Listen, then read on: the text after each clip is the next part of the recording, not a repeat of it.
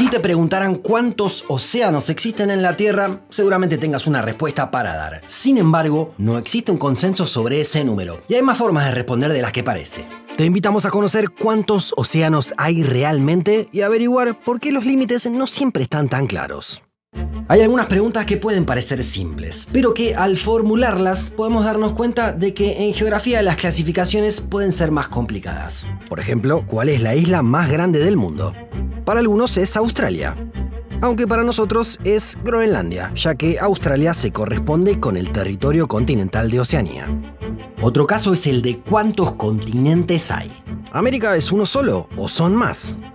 ¿Dividimos a Eurasia en dos? ¿Contamos a la Antártida, a pesar de que no tiene población originaria? A partir de estas decisiones y de varias más, podemos llegar a números muy distintos.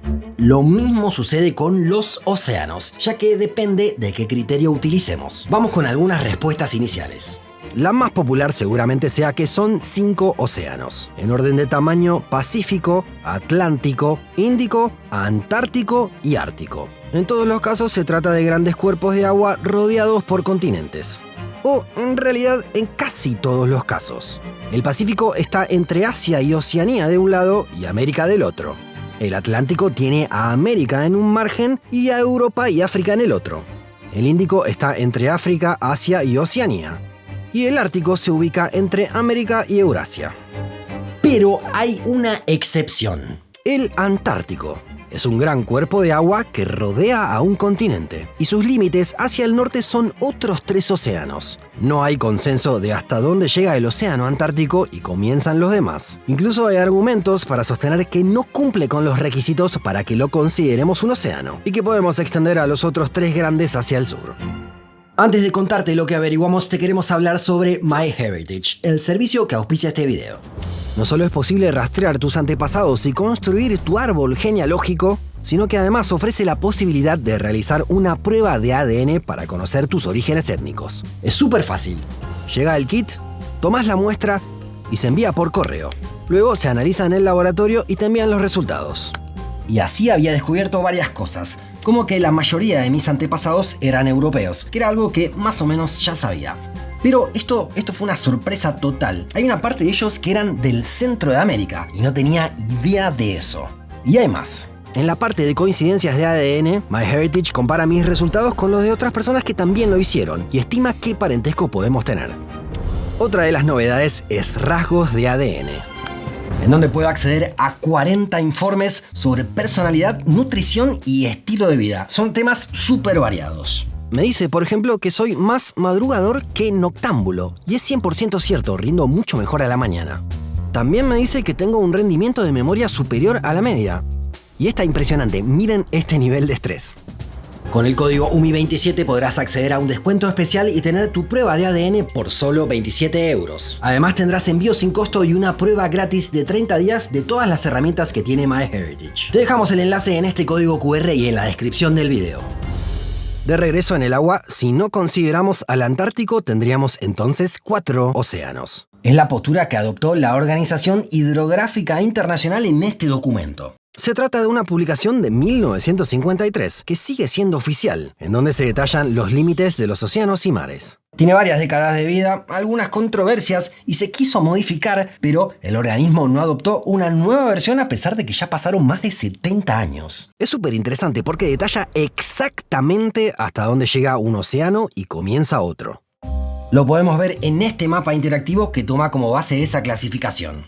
Por ejemplo, entre el Atlántico y el Índico, el límite aparece a partir del Cabo de las Agujas, el punto más meridional del continente africano. Desde ahí se extiende el límite hacia el sur, hasta que aparece el Océano Antártico. Porque decíamos que este mapa toma como base aquel documento de 1953, pero realiza algunas modificaciones, como la inclusión del Océano Antártico.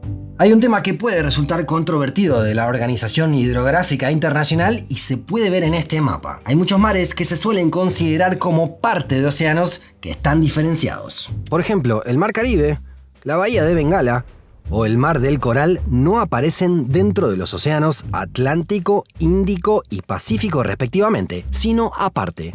Entonces, si tomamos esta clasificación, podemos llegar a algunas conclusiones algo llamativas. Como que la India no tiene costa sobre el Océano Índico. ni Australia sobre el Pacífico. Quienes prestaron atención a este mapa interactivo seguramente notaron que se abre una nueva puerta, porque los dos océanos principales, el Pacífico y el Atlántico, se muestran con una división interna a la altura del Ecuador. Es decir, se diferencia al Pacífico Norte del Pacífico Sur y al Atlántico Norte del Atlántico Sur. De esta forma, a la pregunta de cuántos océanos hay realmente, podemos responder 7 si contamos a todos estos. Sin embargo, puede resultar una decisión caprichosa. ¿Por qué dividir a estos dos grandes océanos? Más allá de que sean muy extensos y que el Ecuador los atraviese, no se trata de los mismos cuerpos de agua delimitados por los mismos continentes. A priori podemos pensar eso, pero hay algunos argumentos que hacen que la postura de distinguir entre el norte y el sur pueda tener sentido. Por ejemplo, los vientos planetarios soplan distintos según la latitud, y el efecto Coriolis cambia según el hemisferio. Esto explica por qué las corrientes son diferentes a cada lado del Ecuador. A esto se agrega que hay muchas variaciones más, como los niveles de salinidad, nutrientes y corrientes. De esta forma cambia el comportamiento del Pacífico y del Atlántico a cada lado del Ecuador. Hasta ahora pudimos afirmar que hay 5, 4 o 7 océanos. Sin embargo, hay una posibilidad muy extrema y muy distinta. En realidad existe uno solo, el océano mundial. Es que podemos considerar que todas las grandes masas de agua se encuentran interconectadas, casi sin barreras. Son varios los límites entre océanos que parecen más una convención que algo que responda a la temperatura, a las corrientes, a la salinidad del agua, a la circulación. Pensemos en el caso del Cabo de las Agujas. Desde allí hacia el sur se divide con un meridiano. Y de un lado está el Atlántico y del otro el Índico. Lo mismo a la altura de la isla de Tasmania. O el Cabo de Hornos, que también sirven como posibles límites entre los grandes océanos. De hecho, existen alternativas para trazar los límites. Veamos algunos ejemplos con la frontera sur entre el Pacífico y el Atlántico. Hay opciones que se propusieron que no siguen el meridiano del Cabo de Hornos. Una es esta, que afirma que el límite se puede trazar a la altura de la dorsal oceánica. Es que existe una cadena orográfica submarina en la que podríamos apoyarnos para establecer la división.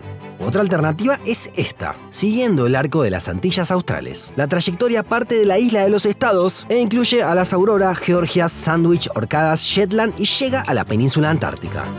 Otro caso complicado para determinar el límite es el del Antártico, también conocido como Austral. Si bien en aquella publicación de la Organización Hidrográfica Internacional no aparecía, cada vez más especialistas lo tratan como un océano aparte. El tema es que no siempre está claro hasta dónde llega hacia el norte. Una alternativa sencilla es la que vimos hasta ahora en los mapas que mostramos: utilizar el paralelo 60 sur.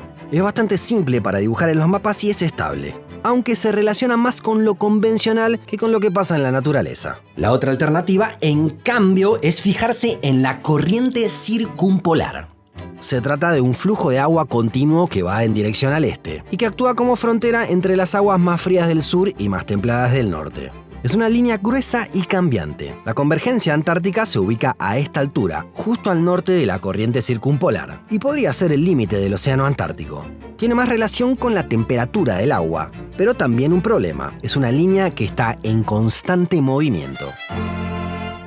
Pero más allá de los límites, nos quedan algunas alternativas para contar océanos. Entre los que dejan de lado al Antártico, algunos también plantean que el Ártico no alcanza el nivel de los 3 grandes océanos. En cambio, creen que forma parte del Atlántico y que en total son 3. Pero hay otra forma de contar 3 océanos que a priori parece insólita, pero tiene su fundamento. Uno de los 3 sería el Océano Mundial, del cual ya hablamos. Pero los otros 2 serían lo que hoy conocemos como Mar Caspio y Mar Negro. El argumento es geológico. En una parte de estos mares, la corteza es similar a la que tienen los océanos. Es decir, no importa tanto el tamaño, sino lo que hay debajo del agua. Mientras que la mayoría de los mares tienen debajo corteza continental, hay partes del Caspio y del Negro que son similares a lo que se suele encontrar en los océanos, una corteza más densa y delgada. En definitiva, tenemos varias alternativas para responder a la pregunta inicial. Pueden ser 5 océanos, 4, 7, 1, 3 o 3 de esta otra manera.